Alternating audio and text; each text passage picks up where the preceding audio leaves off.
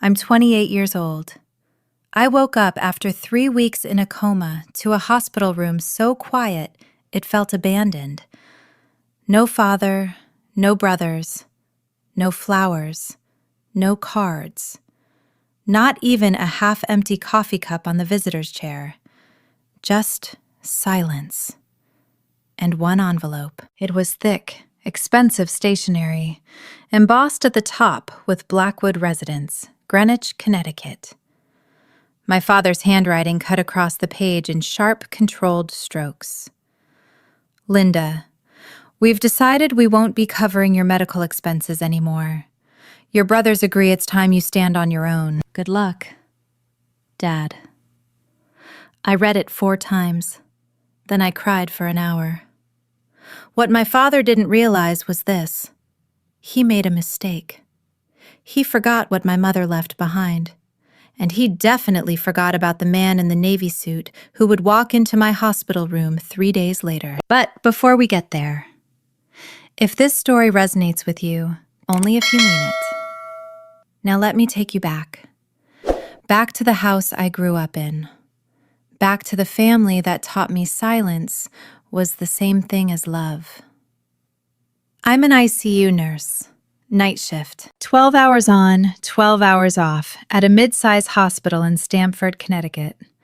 I rent a 1-bedroom apartment with thin walls and a radiator that bangs like it's arguing with itself at 2 a.m. I pay my own bills. I buy my own groceries. I drive a 9-year-old Honda Civic with a dent in the passenger door I never fixed because there was always something more urgent. Electric bill, scrubs, another student loan payment. My family lives 26 minutes away in Greenwich. It might as well be another country.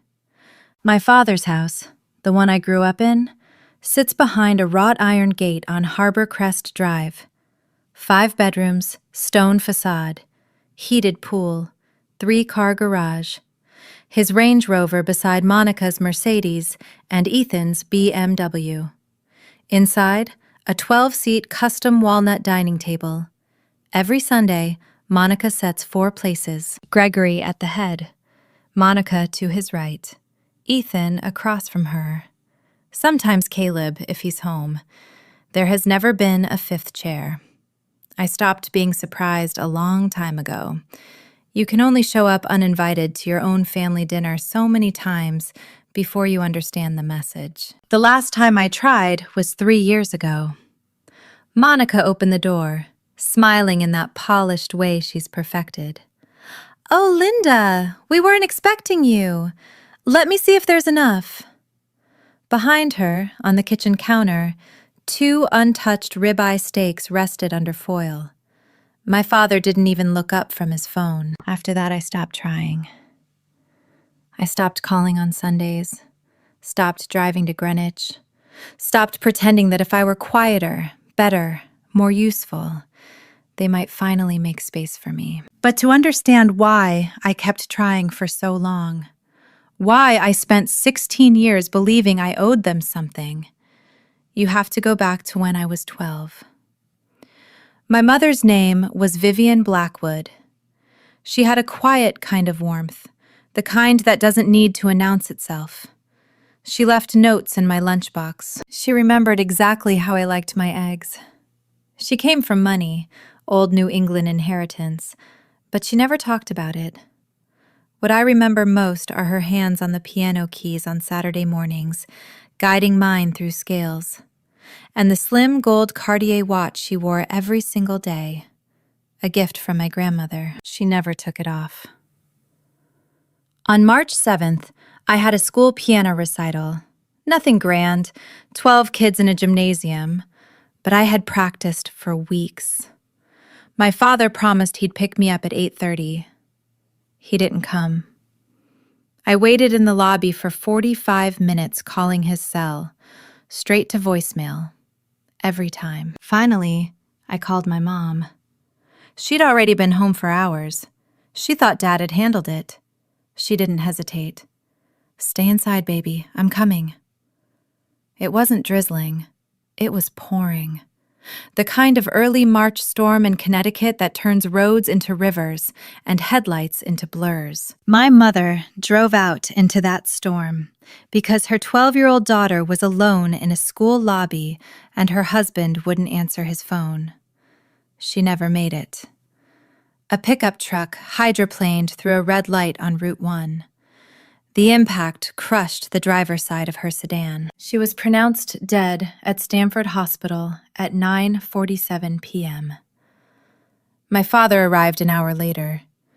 I was sitting in a plastic chair in the hallway, still in my recital dress, holding a paper cup of water a nurse had given me.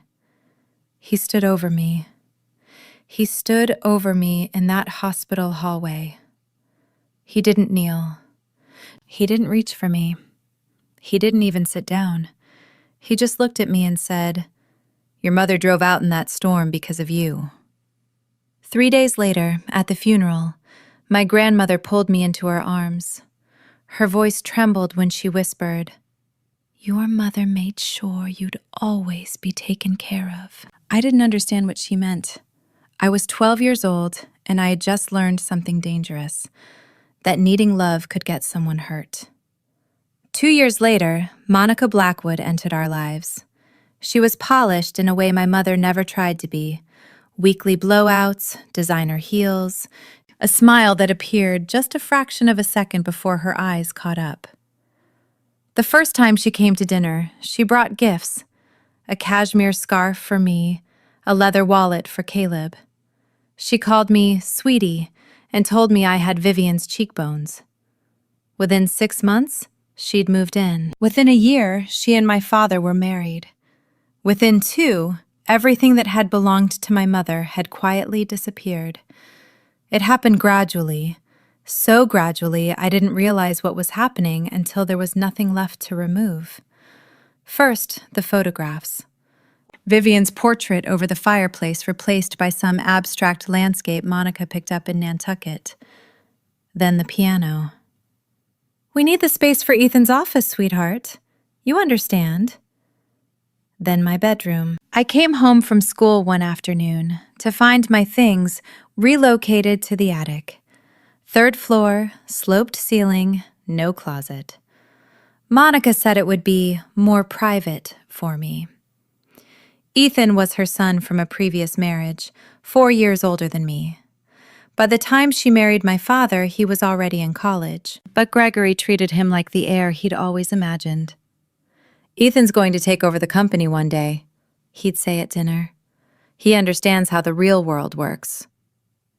That Christmas, the family card featured 4 people. I wasn't in it. I had been at a friend's house when they took the photo. No one mentioned it. When I was 15, I asked my father if my mother had left anything behind. Papers, accounts, anything at all. He set down his fork slowly and looked at me with the same cold steadiness he used in boardrooms. "Your mother didn't leave anything, Linda. She left debt. I cleaned it up." "Don't bring her up again. You've done enough." You've done enough. I carried that sentence for 16 years, like a stone lodged in my chest. Your mother drove out in that storm because of you. It shaped everything. Why I didn't fight for my bedroom.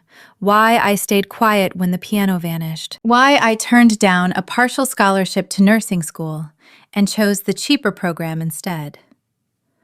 "Nursing is fine for someone with your limitations," my father said.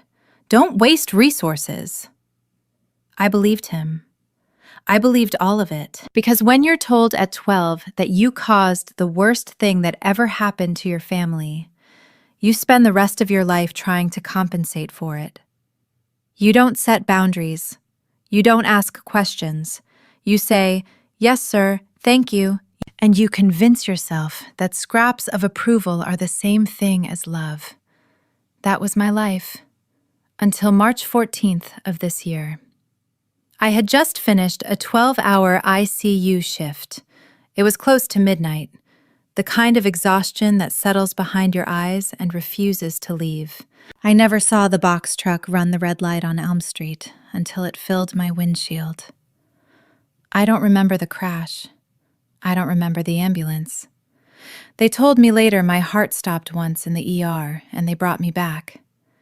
They also told me my emergency contact was notified. I never updated it. Some part of me still believed he would come. Gregory did show up once, during the first week. Caleb told me later he stood in the doorway, looked at the machines keeping me alive, and said, "This is going to be expensive." Then he left. Week 2, Caleb visited alone. Week 3, no one. And then I woke up to that letter. But here's something I didn't think mattered at the time. A week before the accident, I had been cleaning out a box of old belongings from my apartment closet, things I'd taken years ago from the attic in Greenwich. At the bottom was a torn envelope. My name was on it, my old address at the estate, and a logo I didn't recognize, some kind of financial institution. The letter inside was gone, just the envelope, ripped open. I assumed it was junk mail. I wish I hadn't. Because waking up from a coma isn't dramatic like in the movies. There's no sudden gasp, no tearful reunion. It's slow, disorienting. My throat felt shredded from the breathing tube. My left wrist was wrapped in a cast. Every joint in my body felt heavy, like it had been filled with wet sand. The fluorescent lights above me hummed, a thin mechanical buzz that filled the room because nothing else did. No voices, no footsteps, no one whispering, "She's awake." I turned my head slowly. Even that small movement sent a sharp ache through my ribs, and took in the room. The visitor's chair was empty.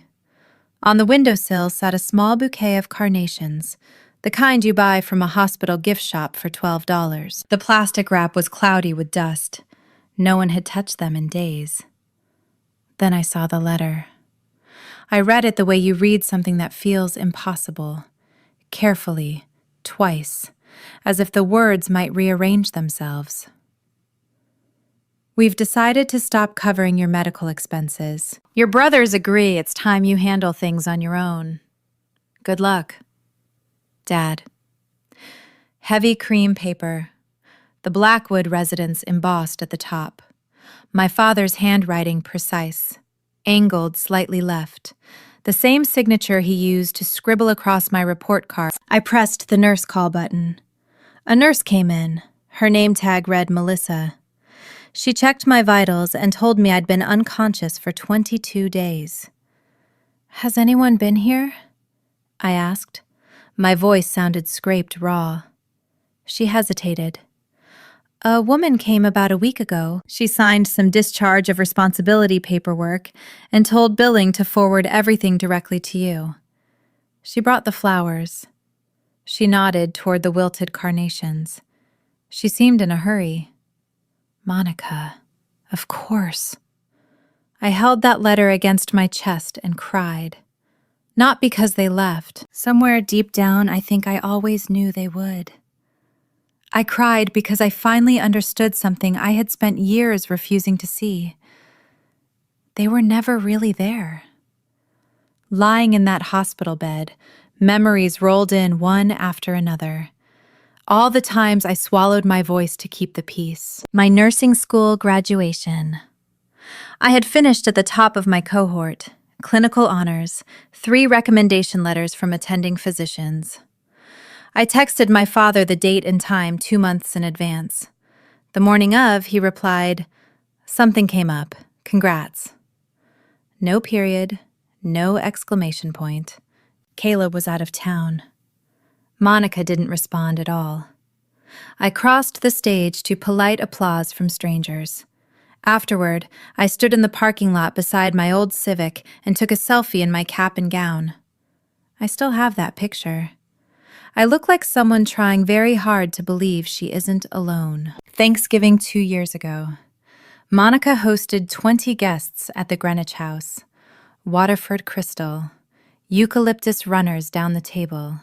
Everything immaculate. She introduced Ethan proudly.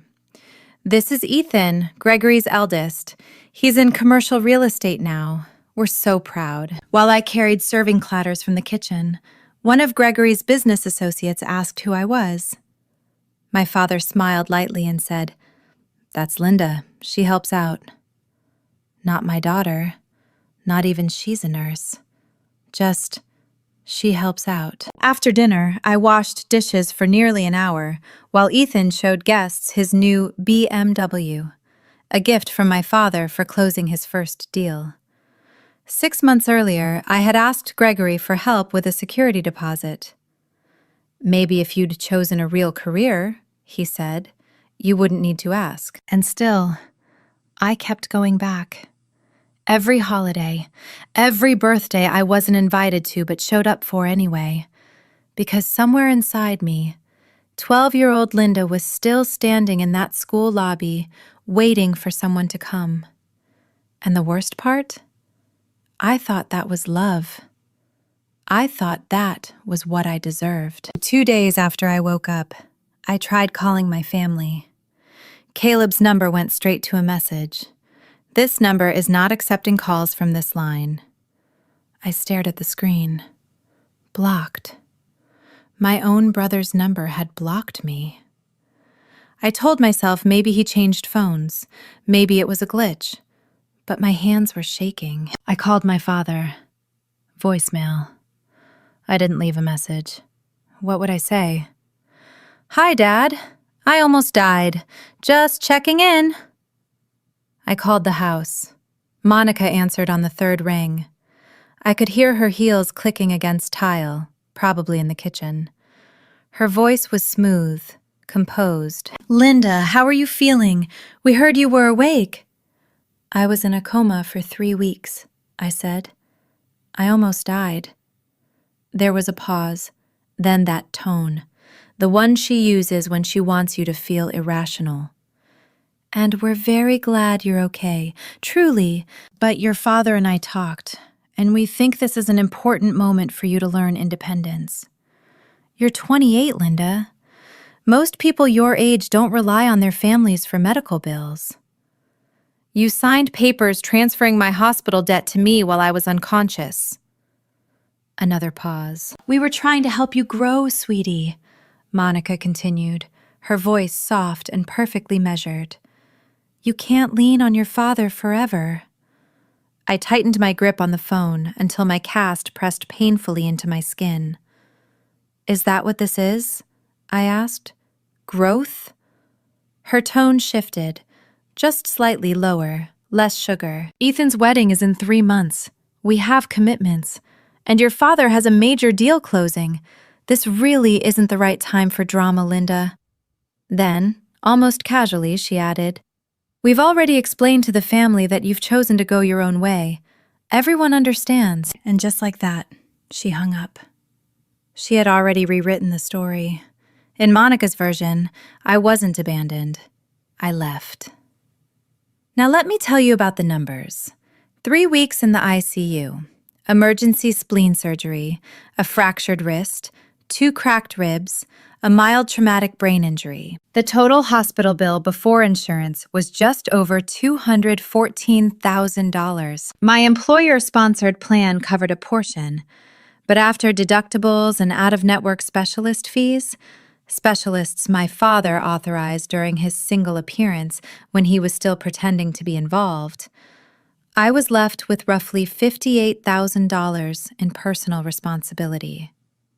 My savings account held $6,200. I couldn't return to work for at least 8 weeks. My car was totaled. The insurance claim was still pending. My apartment lease expired in 6 weeks, and I didn't have enough for first and last month's rent somewhere new. So there I was, lying in a hospital bed in a gown that tied in the back, scrolling through financial assistance forms on a phone with a cracked screen. And the only physical evidence of my family's support was a wilted bouquet from the woman who had signed away my coverage while I was unconscious. I set the phone down, stared at the ceiling, those acoustic tiles with tiny perforated dots you count when you can't sleep. I thought about my mother. What would Vivian say if she could see me now? And then I thought about what Gregory had told me for 16 years. that she left nothing, that she left debt, that I was the reason she was gone. I picked up the letter again. Good luck. I folded it carefully, placed it inside the drawer of my nightstand, and for the first time in my life, I said something out loud that wasn't an apology. Enough. I didn't know what came next, but I knew I was done trying to earn their love. I was 28 years old, and I was done. That was Tuesday. On Thursday, a man I had never seen before knocked on my hospital door. But before I tell you about him, you need to understand what Gregory was doing while I was figuring out how to survive. He was controlling the narrative. Wednesday morning, my phone buzzed with a text from my Aunt Lorraine, Gregory's sister, who I'd maybe seen 5 times in the last decade. I read your father's email. I'm disappointed in you. I had no idea what she was talking about. An hour later, a former college friend forwarded it to me with a message at the top. Hey, is this real? This doesn't sound like you. The email came from my father's personal account, sent to what looked like his entire contact list, relatives, business associates, family friends. Subject line, a difficult family update. The words burned. Linda has, unfortunately, exhausted every opportunity we've given her. She refuses to take responsibility for her choices and continues to blame this family for her struggles. After years of support, we've made the painful decision to step back for her own good. And then, the sentence that made my stomach drop. Her mother would be ashamed. He wrote that about me, about his daughter lying in a hospital bed, and he sent it to everyone we knew. Monica's contribution was quieter, but just as effective. In the family's private Facebook group, she commented, "We've tried everything. Sometimes you have to let them fall so they learn." Praying for her, followed by a heart emoji. Within hours, my phone filled with messages from people I barely recognized. "We're so sorry your father has to go through this. We hope you get the help you need." No one asked what actually happened. They didn't need to. Gregory Blackwood was the respected developer, the philanthropist, the self-made man. And I was just Linda, the difficult daughter. Ethan called Thursday morning. I almost didn't answer. But there was still a part of me, the same stubborn part that had kept showing up to that house for 28 years, that hoped maybe he was calling to apologize. Maybe he'd seen the email and realized it had gone too far. Linda. No hello. No, how are you? Just my name, flat, like confirming a reservation. "I'll be honest with you," he said. "Dad's actually being generous. He could ask you to repay everything he spent on you over the years. He's choosing not to. You should see that as a gift." I stared at the wall in front of me. "I just woke up from a coma, Ethan." "And you're fine now," Ethan replied without hesitation. "You're talking. You're thinking. You're fine. The point is, Monica sent you a release form. You sign it, you move on with your life. We move on with ours. Clean break." I had already received the documents 2 days earlier. A courier had delivered a sealed legal packet to my hospital room, sent from my father's private attorney. It requested that I sign a voluntary waiver relinquishing any and all claims to Blackwood family assets, properties, and holdings. I read it twice, then a third time, confused. If my mother had left nothing, if Gregory had cleaned up her debt, what exactly was I waiving? "What am I giving up, Ethan?" I asked quietly. "Dad told me Mom left nothing." There was a pause. Then, carefully, "It's just procedural. Dad's restructuring things for a new development project. Some old trusts need to be cleared out. Don't make this harder than it has to be." Old trusts. I'm not signing anything I don't understand. Linda, I said no! He hung up, and for the first time in 16 years, I didn't feel guilty. I felt suspicious. Why would a family that insists you have nothing need your signature to confirm it? Monica came to the hospital the next afternoon. She arrived exactly as she always did, like she'd stepped out of a lifestyle magazine. Cream cashmere coat, leather gloves, a small bundle of white tulips in her hand. She smiled at the nurse's station in that honeyed voice of hers, asked sweetly for my room number.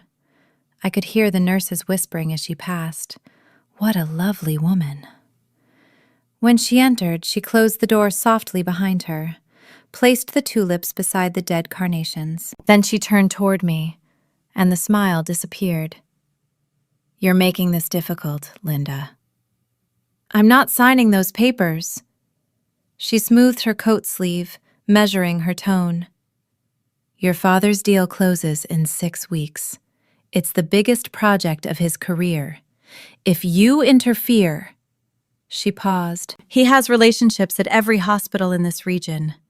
Board members, donors. One conversation and your nursing career could quietly disappear. Do you understand what I'm saying? I understood perfectly. It wasn't a warning. It was a threat, delivered in the same gentle cadence she once used to tell me my bedroom was being moved to the attic. What am I signing away? I asked. If my mother left nothing, why does he need my signature? For a split second, something flickered across her face. Because the trust company won't... She stopped, lips pressed thin, then smooth again. It's just paperwork. Don't overthink it. Trust company. She heard herself say it. I saw it, that calculation in her eyes. The moment she realized she'd revealed something she hadn't meant to. I'm not signing anything I don't understand, I said evenly. And I'm done being afraid of this family. She picked up her gloves. You were never as smart as you thought you were, Linda. That's always been your problem. She left the room quietly. Monica never slams doors. She doesn't need to, but she'd said it. Trust company. And suddenly, that torn envelope I'd found in my closet and my grandmother's whisper at the funeral didn't feel random anymore. The next few days were the lowest point. My hospital bill sat on the rolling tray table like a monument to everything I didn't have. $58,000. My savings, $6,200. The math didn't care how I felt. I called billing and set up a payment plan. $450 a month I couldn't afford, just to keep it from going to collections. My lease was expiring, my car was gone. If I lived on rice and eggs, my savings might stretch 6 weeks. The hospital social worker left brochures for hardship programs at the edge of my bed. I filled them out at 2 a.m., my hand shaking, the cheap pen sputtering ink. Meanwhile, Gregory's email continued doing its work. A coworker texted me, Hey, I don't want to pry, but someone said you've been going through some personal issues. Just want you to know we're here. He never directly accused me of anything. He didn't have to. He implied, suggested, used words like patterns and needing help. Gregory had mastered the art of planting doubt without leaving fingerprints. At 3 a.m, listening to the distant beeping of heart monitors down the hall, I stared into the dark and spoke to my mother in silence. If you were here, would you tell me to keep trying with them? Or would you tell me to run? And then a different thought came, clearer. I had been apologizing for a debt that was never mine. 16 years of penance for a storm I didn't cause. I was 28 years old, lying in a hospital bed, and I had nothing. No, that wasn't true. I had a question, and that question might be worth everything. My phone rang at 11:02 p.m. on Tuesday from a number I didn't recognize. "Linda," Caleb whispered. His voice was tight, rushed. "I'm using a friend's phone. Dad put some tracking app on our family plan. He'll see if I call you." "Caleb, are you okay?" "Listen to me. I should have told you this years ago. I didn't because I was scared. I was a coward. I know that." He took a shaky breath. "But you need to hear this," Caleb whispered. I could hear him breathing hard, like he'd been running, or like he was trying not to cry. "My little brother, 26 years old, still afraid of our father." "Before Grandma passed," he said, "she told me something. She said Mom left something for you. Something real. Something Dad was supposed to give you when you turned 25. He never did." My hand tightened around the phone. 25. I was 28 now. 3 years. "What was it?" I asked. "I don't know everything," Caleb said. "But I found papers in Dad's office once. Bottom drawer. The one he keeps locked. There was a logo on them, some kind of trust or financial company. I can't remember the exact name.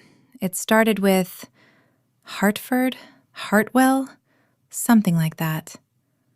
My entire body went cold. The torn envelope, the logo I'd thrown away. "Dad caught me looking," Caleb continued, his voice dropping lower. "He grabbed my arm hard enough to bruise it. Said if I ever mentioned Mom's papers again, he'd cut me off completely." I've never seen him that angry. Not loud. Quiet. Like ice. I heard Monica's voice faintly in the background, calling his name. "I have to go," Caleb said quickly.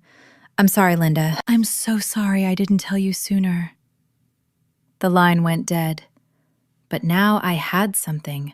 A name. A direction. For the first time in my life, I had somewhere to aim. I didn't sleep that night. I lay in the dark hospital room with my phone propped against my water pitcher, typing every variation I could think of. Hartford Trust, Connecticut. Hartwell Financial Services. Connecticut Estate Trust Firm. My hands trembled, partly from lingering nerve damage in my wrist, partly from something else. On the second page of search results, I saw it. Hartfield Trust and Fiduciary Services, Hartford, Connecticut. The logo, navy and gold crest, serif lettering, the same one from the torn envelope. At exactly 9:01 a.m., when their office opened, I called. A receptionist answered, professional, calm. I swallowed. "My name is Linda Blackwood. I'm calling about a trust that may be in my name. I don't have an account number. I don't know much." There was a pause, the sound of typing. Then her voice shifted, warmer, alert. "Miss Blackwood, please hold for just a moment." 30 seconds of hold music. Then a man's voice came on the line. Older, steady, the kind of voice that had negotiated across conference tables for decades. "Miss Blackwood, my name is Martin Caldwell. I am the managing trustee of the Vivian Blackwood Irrevocable Trust. I have been attempting to reach you for the past 3 years." I couldn't speak. "We sent certified letters to the address on file, your father's residence in Greenwich, on 3 separate occasions. Each was signed for.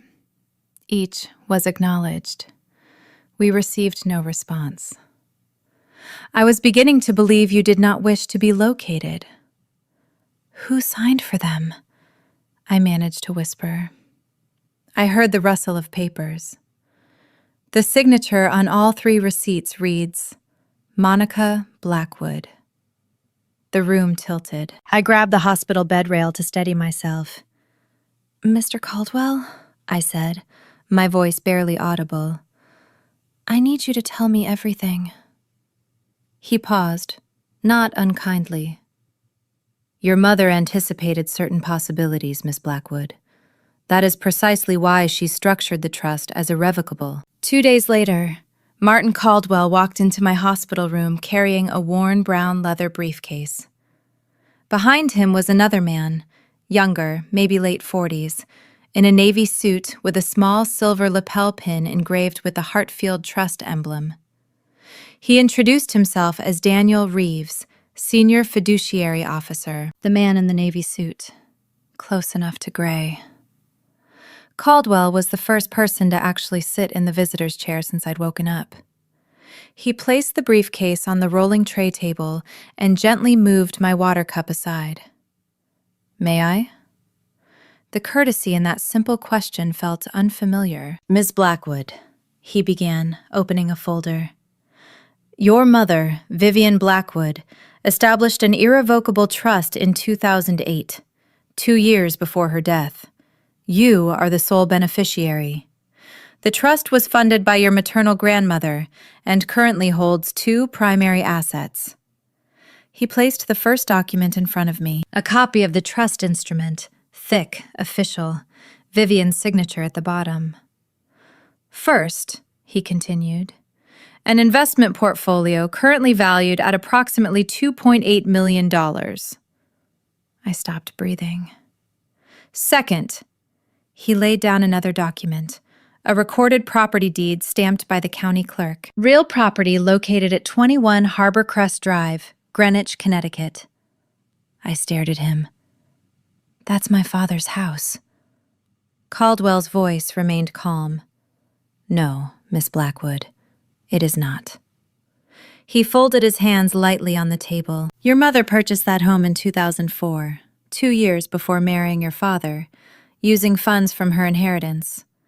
A prenuptial agreement preserved it as separate property. Upon her passing, ownership transferred directly into the Vivian Blackwood Irrevocable Trust." He met my eyes. "Your father has resided there for 16 years, but he has never owned it." Daniel Reeves placed a third item on the tray table. 3 certified mail receipts, each one signed Monica Blackwood. Martin Caldwell didn't raise his voice. "Your father didn't simply forget you, Miss Blackwood," he said quietly. "He used what was yours to build what he believes is his." I couldn't speak. The documents lay spread across the hospital tray like artifacts from another lifetime. A life where my mother had been thinking ahead, planning quietly, protecting me even after she was gone. The trust papers weren't sterile. Vivian's handwriting filled the margins, small notes to her attorney, blue ink initials beside key clauses. I traced one of them with my fingertip. "She knew," I whispered, my voice breaking. "She knew what he was." Caldwell nodded slowly. "Your mother was very deliberate. Before the marriage, she made it clear she wanted her daughter protected, regardless of circumstances. She did not elaborate. She did not need to." I thought about my grandmother leaning toward me at the funeral, whispering, "Your mother made sure you'd be taken care of." I was 12. I thought she meant heaven. The tears that came then weren't the hollow ones from the night I woke up alone. They were heavier, deeper. I cried because my mother loved me enough to prepare for this. I cried because my father despised me enough to conceal it. And I cried because I had spent 16 years apologizing for existing in a house that legally belonged to me. Caldwell and Reeves waited. They didn't rush me. When I finally wiped my face with the back of my uninjured hand, Caldwell asked gently, "What would you like to do?" I looked at the deed, at the trust instrument, at the certified mail receipts bearing Monica's signature. "I want what's mine," I said, "and I want him to hear it from me, not from a letter." Caldwell reached into his briefcase and removed a thick ivory envelope embossed in silver. An invitation. The Blackwood Foundation Annual Charity Gala. Gregory Blackwood was being honored. "Then timing matters," Caldwell said calmly. He explained everything the way men like him do, without theatrics, Just facts. Gregory had leveraged the Greenwich property, my property, as collateral for a $6, $2 million commercial development loan tied to his new project, Harbor Ridge Commons. In the loan document submitted to Pinnacle Regional Bank, he claimed ownership of the house. But the deed had never been his.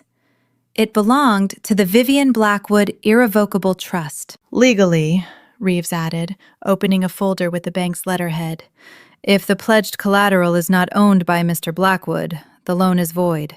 The transaction collapses.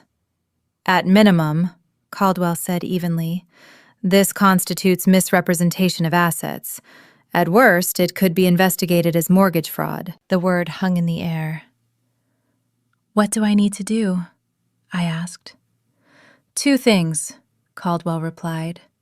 First, we notify Pinnacle Regional that the property is trust-held and was never available as collateral. Second, we formally transfer operational control of the trust to you, which should have occurred 3 years ago when you turned 25. He paused. Both steps are straightforward. The question is how and when. I didn't want to ambush him privately. I didn't want endless letters Gregory could intercept. I didn't want lawyers dragging it out while I struggled to pay rent. I want the truth in the room where he lies the most, I said quietly. Caldwell studied me for a long moment. The gala is in 12 days, he said. Your father will announce the Harbor Ridge Commons project that evening. Representatives from Pinnacle Regional will be present. He placed the property deed on top of the stack. The county seal was visible. The date, 2004, 2 years before the marriage. Vivian Blackwood's name printed clearly. Your mother prepared the shield, Caldwell said softly. I'm simply making sure you know you're holding it. I was discharged that Thursday. Caleb helped the way he always does, quietly.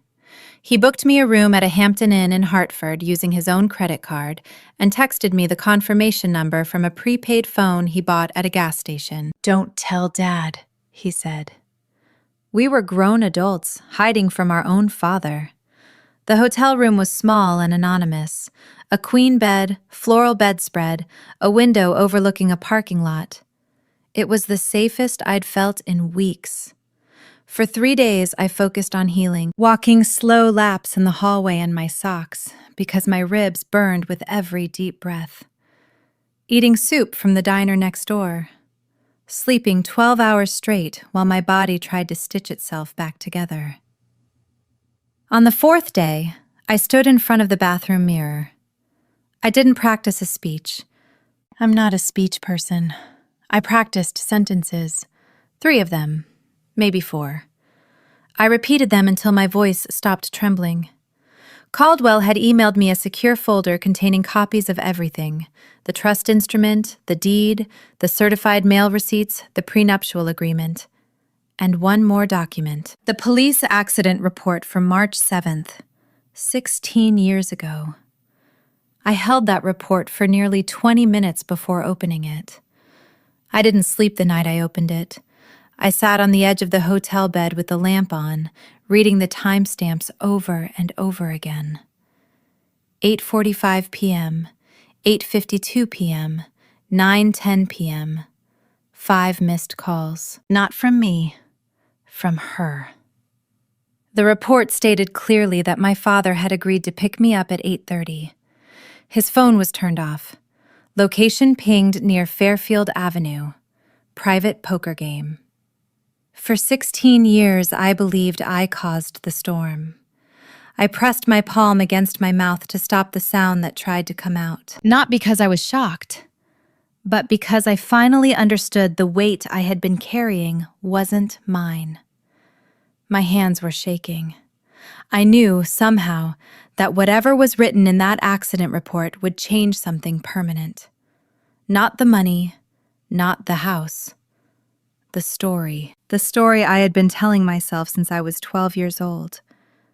But I wasn't ready to speak it out loud yet, not in a room full of witnesses. The gala was in 10 days, and somewhere in Greenwich, Gregory Blackwood was rehearsing his acceptance speech, standing in a house that didn't belong to him, preparing to announce a development deal built on a lie. He had no idea what was coming. To be honest, neither did I. The Blackwood Foundation Charity Gala was held at the Delamar Greenwich Harbor Hotel, the most exclusive boutique hotel in the area.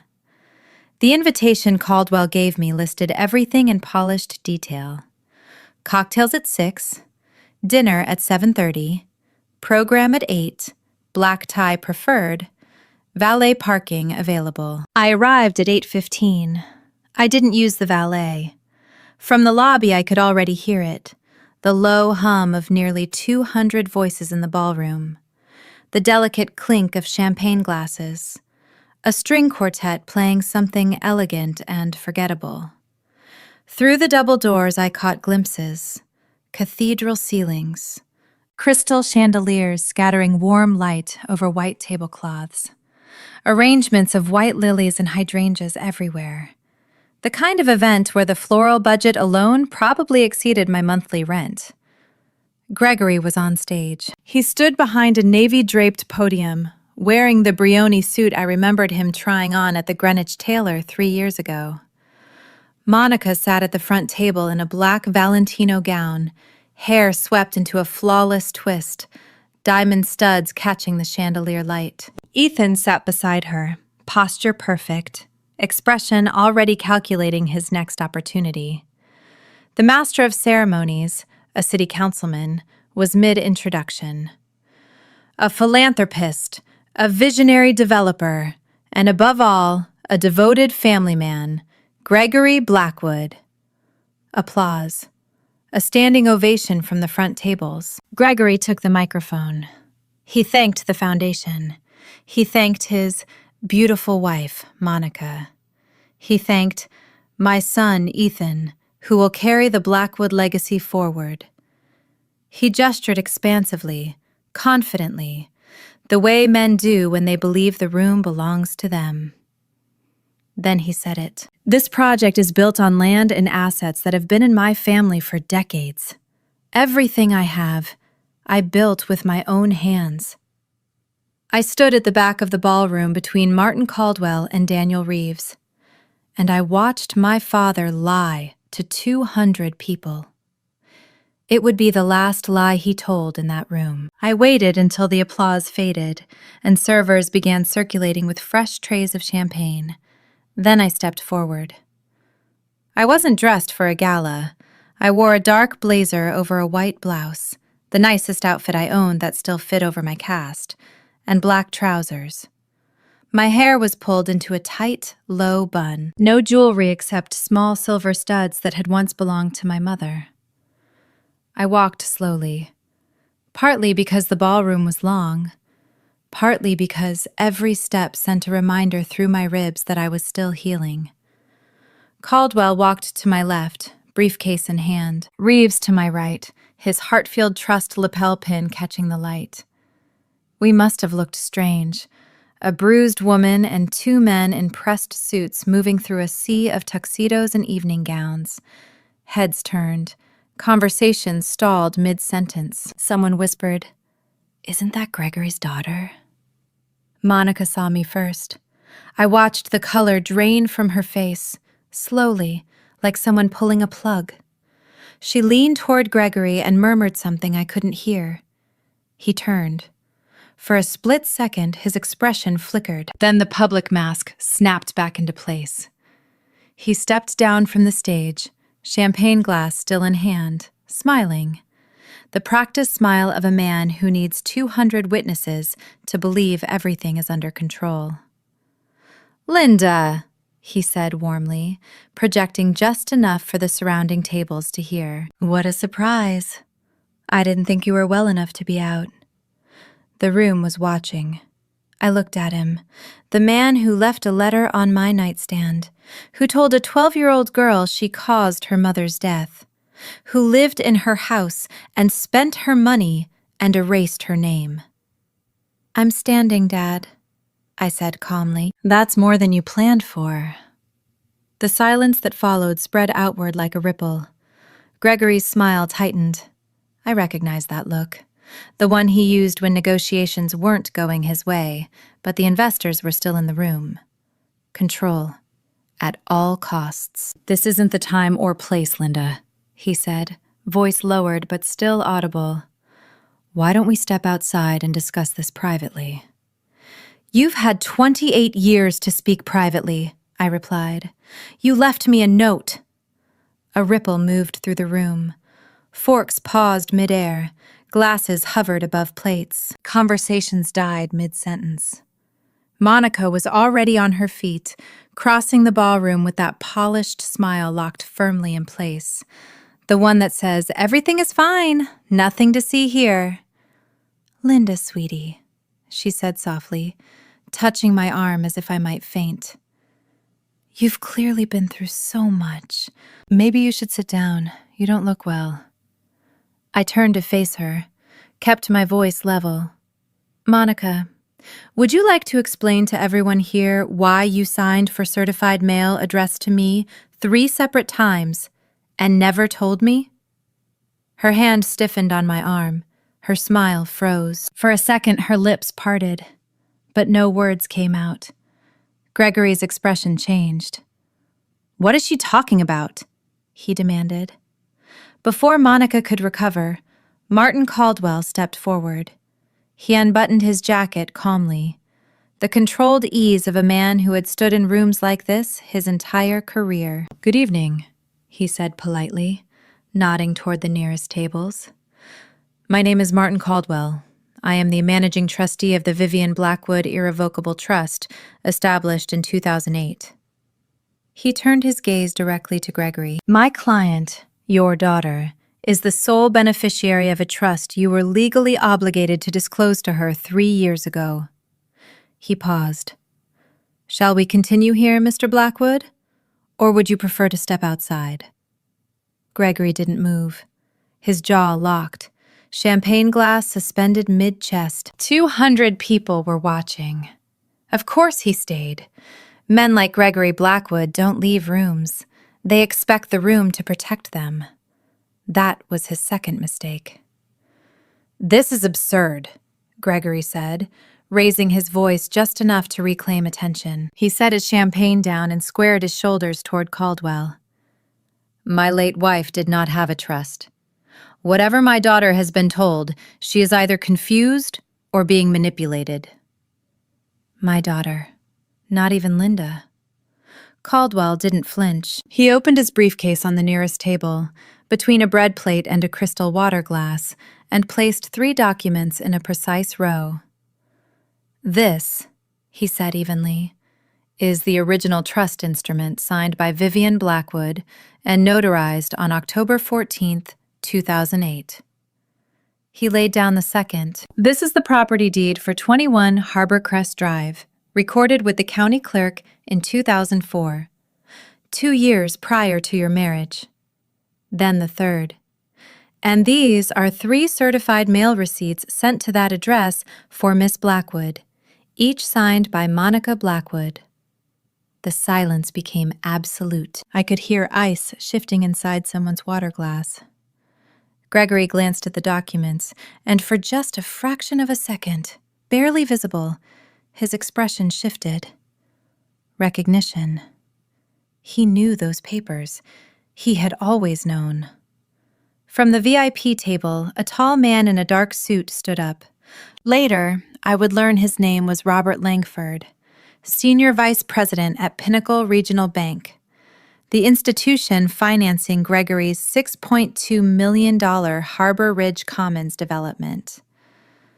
"Mr. Blackwood," Langford said evenly, "is the property you pledged as collateral the same property referenced in these documents?" Gregory opened his mouth, closed it, opened it again. At the family table, Ethan leaned forward. "Dad, what is this?" Gregory looked at Caldwell, at the deed, at me. "That house is mine," he said, but something in his voice had thinned. "I've lived there for 16 years. Residing in a home and owning it, Caldwell replied quietly, are not the same thing. The room shifted, not loudly, this was Greenwich after all, but I felt it, the low hum of 200 people recalculating everything they thought they knew. Chairs creaked as guests turned. Phones appeared discreetly beneath tables. Someone stood at the back for a better view. Langford walked from the VIP table toward us, his expression composed but no longer neutral. "Mr. Blackwood," he said, voice controlled, "if the property pledged as security is held in an irrevocable trust and was never legally yours to offer, we cannot proceed." He paused. "The loan is suspended, effective immediately. Our legal team will contact yours on Monday." Gregory's face drained, not flushed, not red, white. The color simply left him. "Robert," Gregory began, "let's be reasonable. I've heard enough tonight," Langford said calmly. He adjusted his cuffs. "I suggest you speak with your attorney before you speak with me again." He retrieved his coat and walked out of the ballroom. Didn't look back. And then Monica turned on Gregory. Her voice lost its velvet coating. "You told me the house was yours. You told me the papers were handled," Monica snapped under her breath. "You said there was nothing to worry about." "Monica, not now," Gregory warned. "I signed those letters because you told me to," she continued, her composure cracking. "You said it was old paperwork, nothing important." "Stop talking," he hissed. But it was too late. 200 people had just heard her admit, in her own voice, that Gregory instructed her to intercept my mail. The room didn't gasp. It absorbed. And I stood 5 feet away as everything my father had built, his reputation, his certainty, his myth, turned to glass and shattered quietly across a ballroom floor. I could have stopped there. The loan was suspended. The truth about the house was public. Caldwell had everything he needed.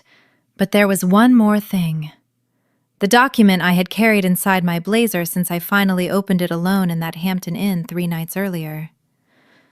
"There's something else," I said.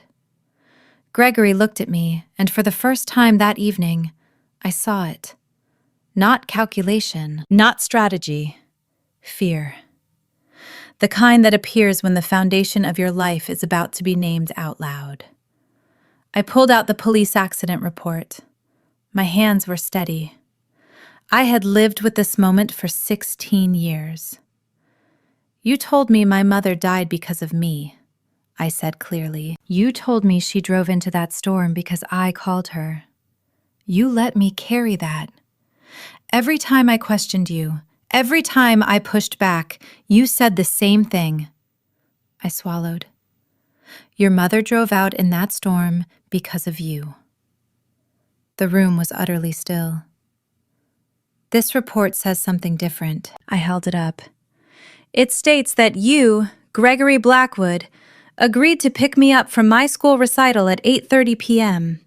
It documents that my mother called your cell phone 5 times between 8:45 and 9:10. I looked directly at him. "You never answered. Because you were at a private poker game on Fairfield Avenue, and your phone was turned off." A murmur, faint, stunned, passed through the back tables. "My mother didn't drive into that storm because I called her," I said. "She drove into it because you didn't show up." My voice didn't shake. "And then you blamed a 12-year-old girl to cover your own guilt." Gregory's mouth moved. No sound came out. At the family table, Caleb was staring down at his hands, tears sliding freely down his face. Ethan sat rigid, his palm pressed flat against the tablecloth like it was the only stable thing left in the room. I didn't ask for an apology. I stopped waiting for one years ago. "The lie ends tonight," I said. What happened next, I didn't expect. Caleb stood. He had been silent all evening, the way he always was at these events. Present, peripheral. The younger son who never challenged Gregory, who learned to survive by saying nothing. I had spent years resenting that, and years understanding it. He pushed his chair back slowly, wiped his face with the back of his hand, and walked away from our father's table. Every head in the ballroom turned to follow him. He stopped beside me. His first word cracked. "I knew," he said, not to me, but to the room. "Not everything, but enough. I knew there were papers Dad was hiding. I knew something wasn't right about the way he talked about Mom. I was too scared to say anything." He turned to me, eyes red. "Linda, I'm sorry. I should have been braver. I should have been your brother." Gregory's voice sliced across the silence. "Caleb, sit down." Caleb faced him. For 26 years, he had never disobeyed. Not once. And very quietly, he said, "No, Dad. I'm done sitting down." Monica reached for his arm, reflexive, possessive. He stepped away. "You intercepted her mail. Don't touch me." Then he stood beside me. He didn't say anything else. He didn't need to. For the first time in 16 years, I wasn't standing alone in a room full of people who had decided I didn't matter. His hand brushed mine, briefly, a quiet gesture, not for the room, just for me. In the back of the ballroom, a couple set down their napkins and walked toward us. Then another pair. Not many, 8, maybe 10 people, but enough. Gregory sat down. There was no dramatic collapse, no shouted defense. He simply pulled out a chair at the nearest empty table and lowered himself into it. His suit was still immaculate, his hair still perfectly in place. But something behind his eyes had gone dark, like a house where every light has just been switched off. He didn't argue. He didn't fight back. He didn't say, "You don't understand." He said nothing. And in that silence, his empire ended. And from a man who had dominated every room he ever entered, that silence said more than any confession could. Monica was already gone. I caught a glimpse of the hem of her black Valentino disappearing through the service exit, her heels striking the tile in sharp, hurried clicks. She didn't look back. Ethan followed seconds later, phone pressed to his ear. Calling a lawyer, most likely. Maybe his mother. The golden sun. Suddenly realizing the legacy he'd been promised was built on borrowed ground. Caldwell stepped aside to speak with one of Langford's associates who had remained behind. He handed over his card. "My office will deliver formal documentation to Pinnacle Regional on Monday," I heard him say. "County records are public." His tone was quiet, professional, final. I looked at my father one last time. He sat alone at a table set for 10, champagne still chilled in untouched glasses, white lilies still standing tall in their crystal vase, the program on his plate still reading, "Honoring Gregory Blackwood, a legacy of leadership." I thought about saying something, some closing line, some sentence to seal 28 years of silence, guilt, and trying to earn space in a house that was mine. But there was nothing left to add. The truth had already done its work. So I turned and walked out, Caleb beside me. Behind us, the ballroom began to murmur again, the low hum of a story being rewritten in real time. I expected to feel victorious. I didn't. What I felt was quiet, like a room after a storm has passed. Here's what happened in the 3 months that followed. On Monday morning, Caldwell filed the formal petition to transfer operational control of the Vivian Blackwood Irrevocable Trust. Because the trust was irrevocable and I was the named beneficiary, The process was straightforward. Gregory's legal team attempted delay tactics: motions, document requests, procedural objections, 2 extension requests, both denied. By early June, I had full control. The investment account, valued at just over $2.8 million, grown steadily over the years, and the deed to 21 Harbor Crest Drive. Gregory was formally notified that his residency at the property was now subject to the discretion of the trust beneficiary. I gave him 30 days to vacate, more notice than he ever gave me. Pinnacle Regional Bank officially voided the $6.2 million Harbor Ridge Commons loan. Their compliance division referred the file to the state attorney general for review of potential misrepresentation of collateral. Gregory's attorney advised him to pursue settlement discussions before it escalated further. I was told projected legal fees alone would exceed $200,000. Monica filed for divorce in mid-May. Her attorney cited irreconcilable differences. The timing said everything. When the leverage disappeared, so did she. Ethan called once. I let it go to voicemail. He left a message nearly 4 minutes long. Pauses, sighs, careful phrasing that circled around one theme.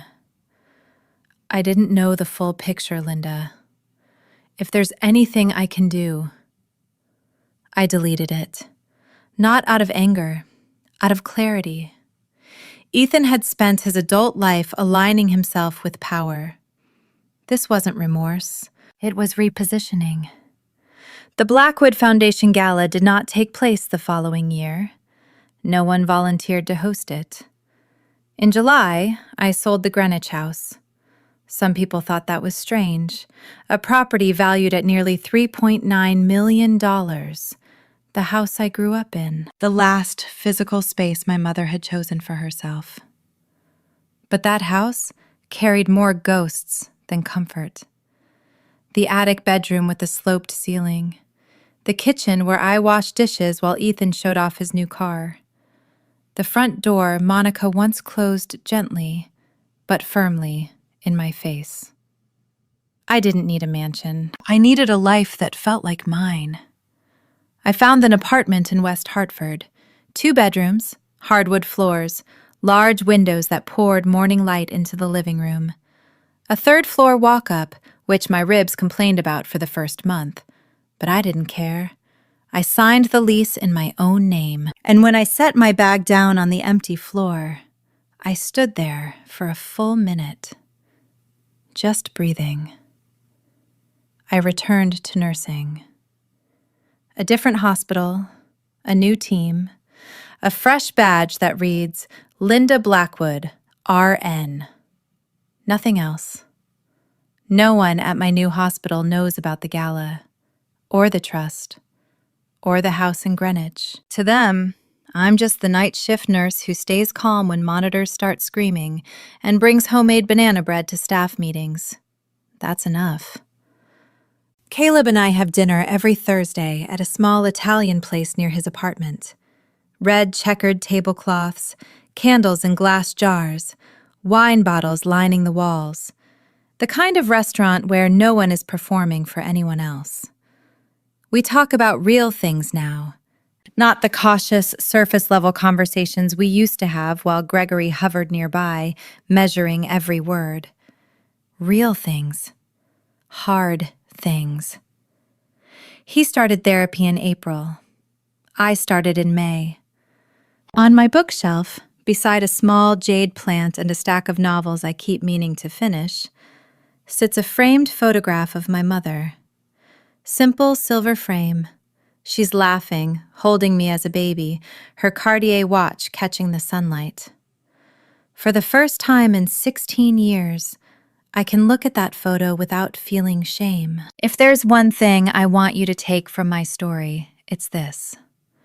The story someone tells about you is not the truth. It's their version of control. For 16 years, I believed I was the reason my mother died.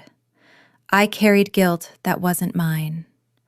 I shrank myself to make other people comfortable. I accepted silence as love, and crumbs as kindness. And the most dangerous part? I thought that was normal. But guilt can be planted. Shame can be taught. And sometimes the loudest lie in your life is repeated so often that it starts to sound like fact. What changed everything wasn't the money. It wasn't the house. It wasn't the public confrontation. It was one decision. The decision to stop apologizing for existing. The moment you stop trying to earn love from people who withhold it as leverage, you reclaim something bigger than inheritance. You reclaim your identity. Truth doesn't always roar. Sometimes it simply stands up, calmly, and refuses to sit back down. If you are carrying a story that was handed to you, one built on blame, silence, or manipulation, question it. Ask who benefits from you believing it, because freedom begins the moment you realize you were never the problem. If this story stayed with you, don't just scroll away. Hit like, not for me, but for every person who has ever been blamed for something that was never theirs to carry. Leave a comment. Tell me where you're listening from. Tell me what part of this felt familiar. I read every single one. And sometimes your words help someone else feel less alone. Share this with someone who's still sitting at a table where their chair was never set. A sister, a brother, a friend who keeps apologizing for taking up space. This channel isn't about revenge. It's about truth. It's about reclaiming your name when someone else tried to rewrite it. It's about standing up even when your voice shakes and refusing to sit back down. There are more stories waiting in the description. Stories about inheritance, silence, betrayal, and the moment everything changes. Thank you for being here.